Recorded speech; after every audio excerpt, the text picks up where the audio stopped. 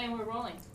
Okay, congratulations, you guys. You guys were very funny in this movie. And first of all, Charlie, I just want to start with you because first big feature film. Sure. Did he show you the ropes here? You know, Mr. Veteran? He gave me a lot of notes and a lot of like, say your line like this and say your line like that. And I would try and keep up with him, but I couldn't understand anything you were saying. Was that your impression of me? Hey, Charlie, try I don't talk like that. You're not an old cowboy from the... Oh, you're Sudeikis. That's not how I talk. I forgot which guy. I thought you were Sam Elliott. Sam Elliott did a cameo. What you need to do is you need to understand. You need to talk like this. No, I was super excited to be part of the cast and a big fan of this guy, and it was just great to work with him. So when you have two funny guys like you, how much improvisation is going on here? There's quite a bit. I wouldn't say... I mean, 50-50, like... there was a lot of funny stuff on the page, and we used some of that, and they gave us liberty to come up with some funny stuff on our own, so... Yeah. Stuff, writing in the moment, in the day, sort of during, you do numerous takes, and you just want to change it for each other and keep it fresh, and, just little variations here and there. And I understand from Nanette, the director, you had to justify your mustache. I did. Do you want to tell us why? I had started another movie earlier in the summer where I had a mustache, and then there were a few days crossover, and there was talk that maybe the going to distance wasn't going to work out because they needed me to come in and see what I looked like with this mustache, and so I came in and then I talked about it, and I was like, well, I forgot at that point what my character did for a living, and she was like, oh, you work at a record label. I was like, well, then I can absolutely have a mustache. If I was an assistant coach at, for a Bobby Knight basketball team or in the military, I couldn't have it. But, come on, I'm at a Brooklyn record label. I should be all right with this. And then we wrote that scene the day of where the justification came about. And then you all followed suit and had one, for later on in the film too. Not bad. That's right. Yeah, That's right. That was my real mustache, and it was pretty scary leaving work that day. Yeah. I would imagine. Because it was inappropriate. Yeah, let's just leave it at that for sure. Now, this very interesting topic about long-distance relationships. Have either of you had, gone through long-distance relationships before? Yeah. Yeah, we both have. Mm-hmm. Yeah, with each other. Yeah. And we're working on it. Yeah. We're working on it. That's, it's more of a long-distance friendship, which Right. I guess wasn't what you were asking about. But I have not had one in a long time because they stink. Yeah, I had one that for a while that we'd be apart, we'd come back together, we'd be apart, we'd come back together, and then eventually when we were together for longer than 2 years, then we separated. Well, so then there you go. So the long distance thing actually worked better in your favor. To a degree, yeah. I mean, there were parts that were good, and then there were parts that were bad. Well, but of course. Yeah. Yeah. See, for me, I had long distance for a while, and then I said this is no good, and I traveled the distance, and I married the girl. Wow. So Boy, There you romantic. go. Very romantic. Yeah. That's a very good story. Now, working with someone like Dustin Long, I mean, you guys, the three of you worked very well together. Was it an instant bonding with you guys, the three of you? I felt so. You knew yeah, Justin. I've actually known Justin for years from a theater festival where we worked together. Did you guys work together? No, actually, we weren't in the same show, but we Right. were just buddies. And then I would see him out and about. So I was so excited to work with him because I knew we shared a sense of humor.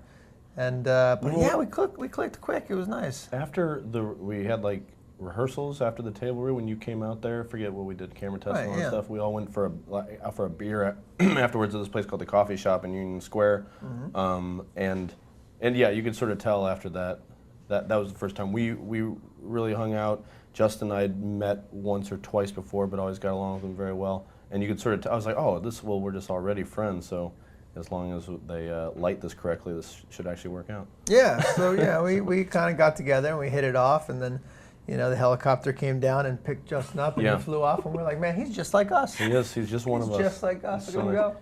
Just iPods falling out of his pants. iPods. And Macs. iPods. Yeah, it's just And Max. unreal. Yeah, it's great. Yeah. Absolutely. Now, I have to ask you about bathroom etiquette. The scene when you're Sure. sitting on the toilet with the door open.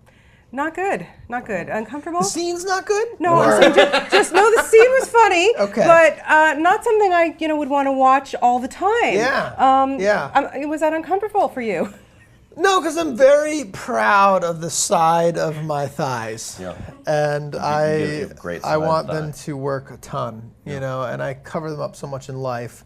That scene was a lot of fun to do. That was one of the ones that you know, we tried a bunch of different ways and tried a bunch of different things, and I think ultimately decided it'd be pretty funny to have a very serious sort of intimate conversation whilst on the toilet and working some door gags. Did they do makeup on like dust down the side of your thigh butt? There was no makeup on No? those thighs. Yeah, that was all. And if you were picking up on the muscular tone, then that's all High school athlete. high school athlete for sure. No stand-in thigh stand-ins or anything. This was Well, there definitely was a stand-in while they lit, and I can't speak to that stand-in's thighs. Yeah. But mine were the real deal. Well, on this side, it's an implant. This is, That's why the they real. had to shoot it that way. It worked for you, I have to tell you. Now, Drew and Justin were dating when they made this film and everything. So there's this really funny scene when you guys are all on the boat together and they're making out, and it's like, okay, like even it's just uncomfortable to watch people going at it in front of you. So what was it like for you guys to have them on set when they're all like lovey-dovey all the time? It was all right. We gave each other a lot of just eye contact and just sort of disappeared into each other when they would go into like their their lovers bubble. Lovers bubble? Lover's bubble is the appropriate nomenclature. Yeah. It's especially weird when we're like 3 feet away from them and just like staring directly at them. And we did that all afternoon. Yeah, you know, we spent many hours in that boat watching them share saliva, and so it was easy to play the part the way we needed to, which was with total and utter disdain for their awkwardness. And for their awkwardness, yes, it works. Jason, I have to ask you, love Saturday Night Live and just season starting up again What is very Saturday soon. Night Live? Yeah, It's this a show. skit show. Oh, it's a sketch. It's like Sesame Street for adults. Never heard of it. Yeah. Exactly. That's a good way to put it. I like it. But I do have to ask you a very important question. Please. So it's been announced that Jane Lynch is going to probably be one of the hosts coming up Yeah. in October, and we love her, Sue Sylvester and Glee. Right. And she wears a lot of tracksuits. Now, my favorite sketch on Saturday Night Live is What Up With That? Right. I don't know why. I just love that sketch. I just love it. But I love when you come on and you do your breakdancing. So do you think that the two of you might do, dueling sweatsuits or something? There's a very good chance. There's a very good, you never know. We'll have to talk to the Adidas company. We'll have to, figure it out. Lauren, the creator of Glee, Ryan Murphy, what's his name? Is that right? Yeah, not bad, huh? That's good. I'm sure it's already being talked about. Sure, suits are being made right now. Well, Who I hope knows, so. though? That would be fun. That Yeah, would be it fun would to see. It be. would I'm be really looking good. for that. I hope that rumor is true. I assume it is. I don't know. It's no rumor. It's just something that I conjured up in my Oh, head. I meant the fact that she's hosting. Oh, I Yeah, hope so. I hope so too. She's Yeah, great. I think she'll be there. She's great. She's great, a yeah. hilarious woman. Now, the two of you, we're going to see you again in another film together called Horrible Bosses. Yeah. That's right. Can you tell us briefly about that? We played disgruntled employees who, Along with Jason Bateman. along with Jason Bateman, the three of us, and we have terrible bosses. Mine is Jennifer Aniston, and his is Colin Farrell, and Jason's is Kevin Spacey.